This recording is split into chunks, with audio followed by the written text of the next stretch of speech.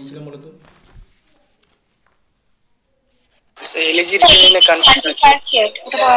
তোমরা পড়েছিলে বাড়িতে? পড়েছিলে? বলো, পড়েছো না পড়োনি? শাহনাজ পড়েছিলে তুমি? হ্যাঁ স্যার পড়েছিলাম। না হলে খুব সমস্যা হয়, পড়তে হবে। আমরা কিন্তু কমপ্লিট করে নিয়ে এসেছি তোমাদের সিলেবাস, তাই তো? হ্যাঁ স্যার। একেবারে আমরা কমপ্লিটের দৌড় করে দাঁড়িয়ে আছি। আমরা জাস্ট প্রচুরিটা করিয়ে দিলে তোমাদের কিন্তু সিলেবাস কমপ্লিট। একটাই পোয়েম বাকি রয়েছে, দুটো রয়েছে, আমি দুটোই পড়াবো।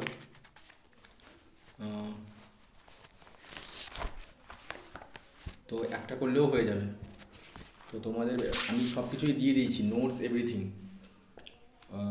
জানি না তোমরা কতটা কি মুখস্থ করেছো, এবারে কিন্তু আমরা পরীক্ষা নেব। হ্যাঁ, তোমাদের জন্য এটা মাথায় রেখো। আচ্ছা, তোমরা এলিজিবিলিটি ইন কান্ট্রি চার্জ একটা ওপেন করো, টেক্সট করেছো? ওপেন? হ্যাঁ স্যার। আচ্ছা, আমাকে একটু রিমাইন্ড করাও, আমরা কতদূর পড়িয়েছিলাম? Sir 60 lines. প্যারাটা বলো।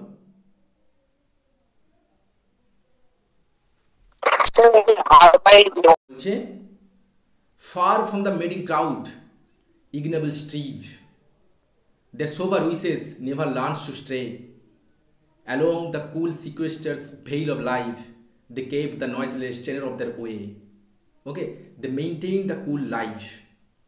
That means far from the mating cried the ignoble strive. Underline করো, এই প্যাসেজটা খুব ইম্পর্টেন্ট 5 মার্কসের জন্য। ওকে, কি বলছে দেখো, far from the madding crowd ইগনেবল স্ট্রিভ। এটা অ্যাকচুয়ালি এটা তুমি এই যে fur from the madding crowd, এই যে লাইনটা রয়েছে, এগুলো থমাস হারির একটা নোবেল রয়েছে, এখান থেকেই নেওয়া। এই লাইন থেকে, fur from the madding crowd, মানে গ্রেট এলিজিবিলিটি ইন কান্ট্রি চার্চিয়ার থেকে নেওয়া। বুঝতে পেরেছো? হারি এই নোবেলটা লিখেছিল কিন্তু এই লাইন তুলে। নোবেল নাম ছিল far from the madding crowd. এখানে কি বলছে দেখো, far from the madding crowd the ignoble strife, মানে এই শহরের গ্রামের মানুষগুলো, এই ইগনেবল স্ট্রিপগুলো, ওকে, এই মানুষগুলো শহরের কোলাহল থেকে, শহরের করাপশান থেকে, শহরের ভিড় থেকে, শহরের হিপোক্রিসি থেকে ফার ফ্রম মিন্স ইরানি দূরে, অনেক দূরে ছিল।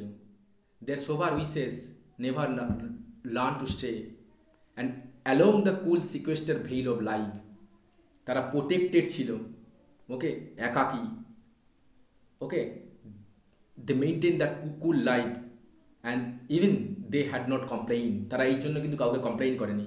দে kept the noiseless tenor of their way, তারা থেকেছে জীবনের শান্ত ভ্যালিতে। তাদের লাইফ শহরের মানুষদের মতো এতটা নয়েজফুল হয়ে যায়নি। ওকে, দেন বলছে দেখো, yet even these bones from insult to protect, some frail memories still erected nigh, with uncouth rhymes and sapless sculpture decked, implores the passing tribute of a sigh. কি বলছে?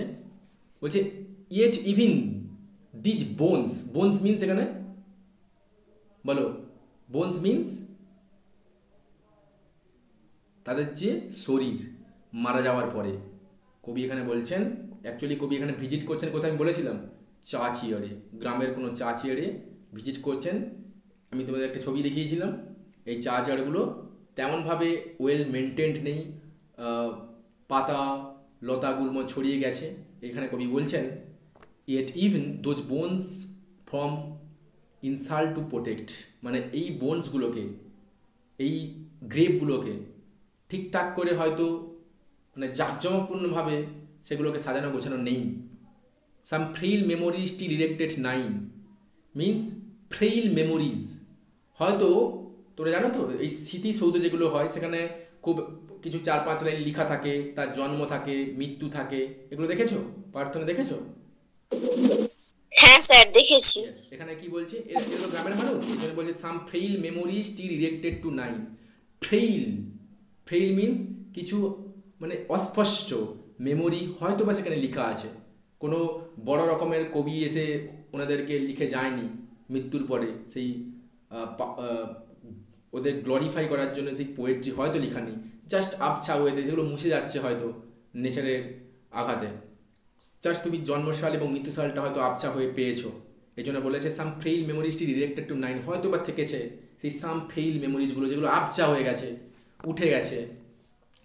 বা কিছু with uncouth rhymes the shapeless sculpture to date, মানে হয়তো গ্রামের কোনো কবি ছিল, সে এতটা হয়তো পাওয়ার মানে ফেমাস ছিল না। Uncouth means ordinary, rhyme means poetry, হয়তো সেই গ্রামের যে পোয়েট ছিল ফেমাস নয়, সে হয়তো কিছু কথা ওই মানুষটার স্মৃতিসৌধতে লিখে গেছে। ওকে, সে এতটা পপুলার ছিল না, তার জন্য এই কবিতাগুলো তার পপুলারিটি পায়নি। And implores the passing tribute to sigh. Okay, তবুও তুমি যখন এই গ্রেভিয়ার পাস করছো, তুমি এই গ্রেভিয়ারের কাছ দিয়ে যাচ্ছ, তারা তো তোমার কাছ থেকে কিছুটা হলেও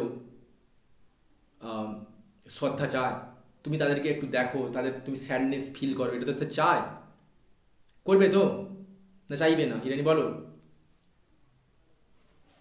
স্যার করবো।